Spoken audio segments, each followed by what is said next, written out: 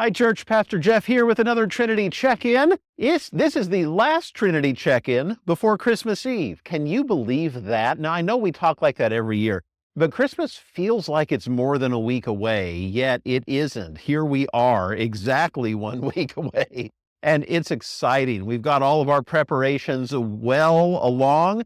And today, I want to tell you a story that's warming my heart and one that I hope will inspire you too. Now, I want you to know that to protect identities and privacy and all that sort of thing, which is very important, I'm kind of combining two stories and changing the circumstances just a little. However, this is true what I'm telling you. I had somebody in the church tell me just about a week ago that a friend of theirs had come that knew a friend of theirs that knew that they went to Trinity. I think they probably had one of the do unto others signs in their yards or something like that. They knew they went to Trinity, and they saw an ad for trunk or treat and came to it. And at the end of trunk or treat, they got one of the cards that invited them to the Christmas Eve service, and they told their friend that they're going to be coming to Christmas. They thought they would bring their family to Christmas Eve this year. Isn't that wonderful? That is fantastic move, fantastic news, and it's exactly how it's supposed to work. Now, God is the one who changes hearts. God is the one who really brings people to church. I am convinced of that. However, it helps when we have a good game too.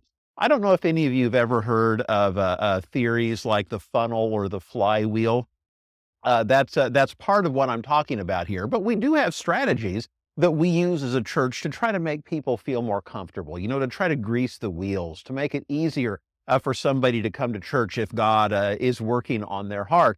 And one of the main ways we do it is with our big events, like, for instance, Trunk or Treat, or the Easter egg hunt that we have every spring, or the Christmas musical, or the cantata, or those sorts of big events. We try to use them intentionally to get to hopefully give people a good welcome, allow them to feel a little more comfortable being in a church, but also to intentionally invite them to come back to another event where we're confident they'll have a spiritual experience. And of course, the biggest of those is Christmas Eve, not only because it's the easiest time for anybody to come to church, but also because the story is so present in our culture. A lot of people know the story already, so you don't have to worry about the details. They can come and sing songs that they know. And then when we take the light from the Christ candle, okay, you can't quite see it on the Christ candle's right here behind this tree. We take the light from the Christ candle and we pass it and we hold it close to our hearts while singing Silent Night.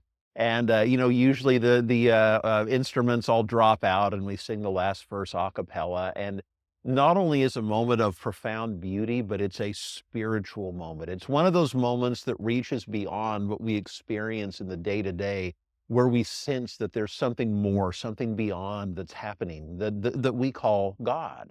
So the whole idea of our strategy is to try to reach out to people and make them comfortable enough that that they feel like they can come to something like that and then have that kind of experience. So to hear that story from one of you just last week, that it was working, that somebody had come to one of those events and we're thinking about coming to a Christmas Eve, warms my heart to no end.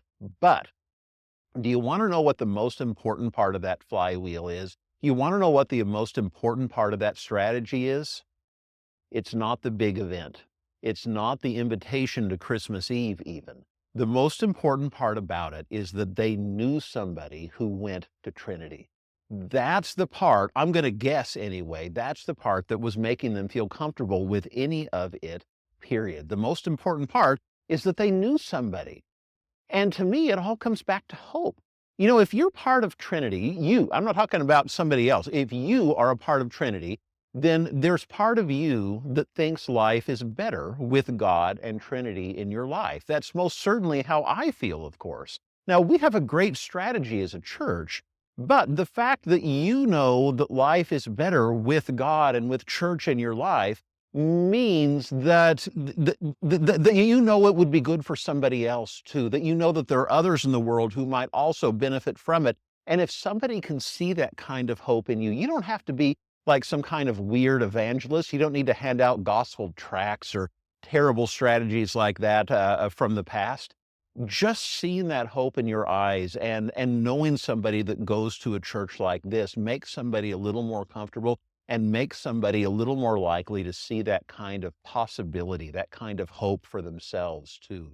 So we have a great strategy as a church to invite people, but the most important part of it is you. The most important part of it are the people that you know. So as we get close to Christmas Eve for this year, I want you to think about who you know that might be that person, that who you know who God might be pulling on their heartstrings right now. Invite them. Invite them. Invite them to Christmas Eve. Come this Sunday, grab one of the bulletins and give it to them. It'll have the service times for Christmas Eve on it. And if you give it to them, that would act as a kind of invitation to make it a little easier for them to come. And if it doesn't work, that's fine. Invite them to the Easter egg hunt when the time comes this spring, or invite them to one of the other big events that we do throughout the year. Because it really does come back to knowing someone to help make you more comfortable, to make it easier to answer when God pulls on your heart. All right, I wanted to share that, and I hope that it inspires you to think about how God might be how God might want to use you to invite somebody to this year's candlelight service. In the meantime, don't forget that we have Blue Christmas that's happening tomorrow, Thursday night at 5:30. We've got everything set up in the front here for that. It will be good. It will also be not only live stream, but the video will be available through the season. So if you're in a position where you find yourself lonely on Christmas, or if a grief suddenly hits you, then know that that video is there. You can find this Sunday. We will, of course, have the usual two great services. And then come next Tuesday, we'll have Christmas Eve services at 3, 5, and 7. 3 and 5 will be they're all family oriented, but they'll be especially family oriented at 3 and 5, and Miss Patty will be doing a children's time. And then at the 7 o'clock service, a little different twist, we'll have the choir, and we're going to add communion this year too. We've got we've made a couple of special arrangements to help things move a little faster when we actually do communion, so it won't seem like a hassle and an ordeal. And I promise you, it will add another layer of meaning to Christmas Eve if that's something that speaks to you. So 3, 5, and 7. I hope you come yourself. I hope you invite others. If you're going to be out of town, that's fine. I hope you go to church where you are, because it's important to celebrate Christmas Eve, but know that our live stream will be available for you too. In the meantime, I hope you stay warm and think about who you might bring. See you soon, church.